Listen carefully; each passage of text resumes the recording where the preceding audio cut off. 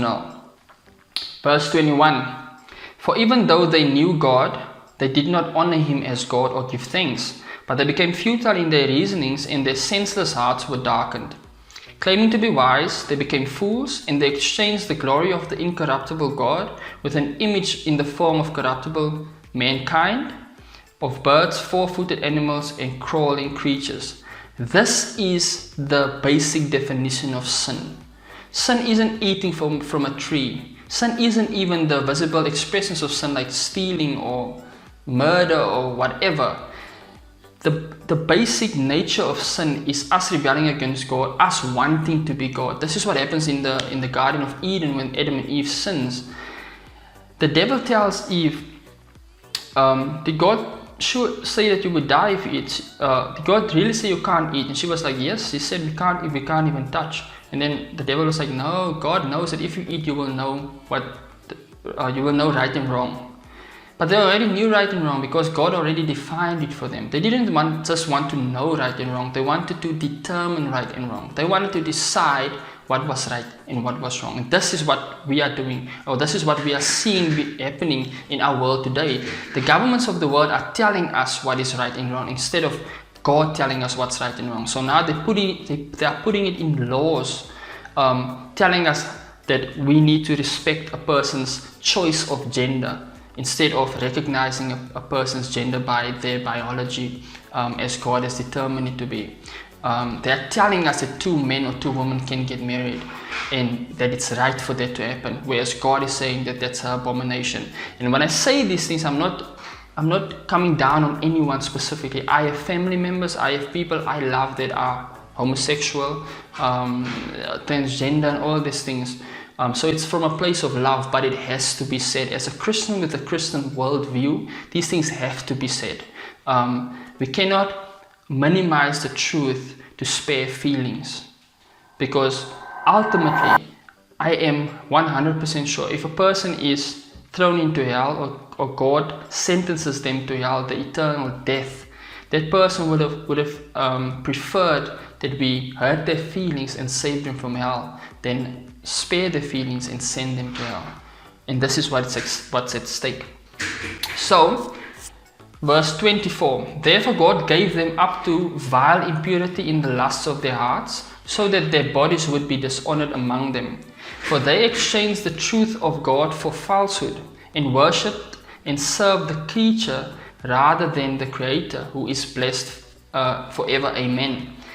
Like I said, this is what happens. We worship ourselves because we want to do whatever we want to do, when we want to do it, with whomever we want to do it. We want to determine what sexuality is and how we express our sexuality. These are gifts from God. Sexuality, sex, these are all gifts from God. And God has determined and He gave us parameters wherein we should use those gifts to ultimately glorify Him and ultimately satisfy ourselves. So if we move outside those parameters, we not only hurt us, but we not only hurt ourselves, but we hurt the people we love as well. Verse 26. For this reason God gave them over to degrading passions. And what are these degrading passions? For their women exchanged natural relations for that which is contrary to nature. So traditionally what is meant by that statement can be lesbianism, can also be bestiality. So women having sexual relations with animals. And likewise the men too abandoned natural relations with women, which is what we're supposed to do in the context of marriage, and burned in their desire towards one another, males with males committing shameful acts and receiving in their own persons the due penalty of their error.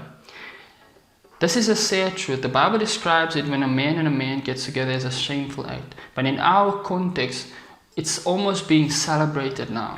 We are celebrating sin. And this is a sad thing. But it's a reality and it's happening. Verse 28, and just as they did not see fit to acknowledge God, God gave them up to a depraved mind. And what does a depraved mind do? They do things that are not proper.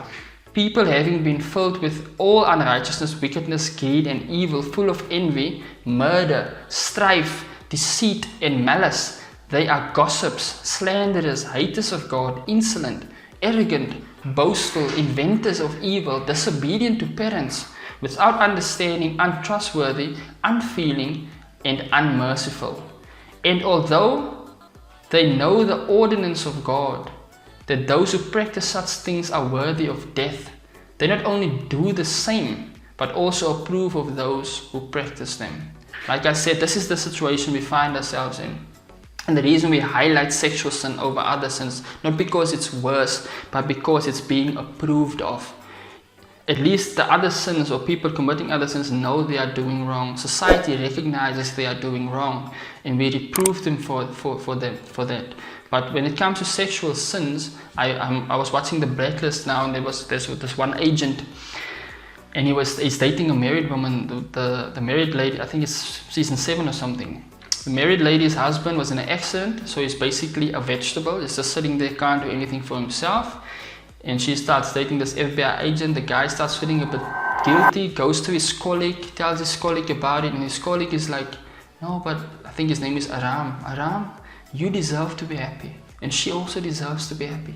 And so, I don't know, in her mind, what that means is do whatever you like.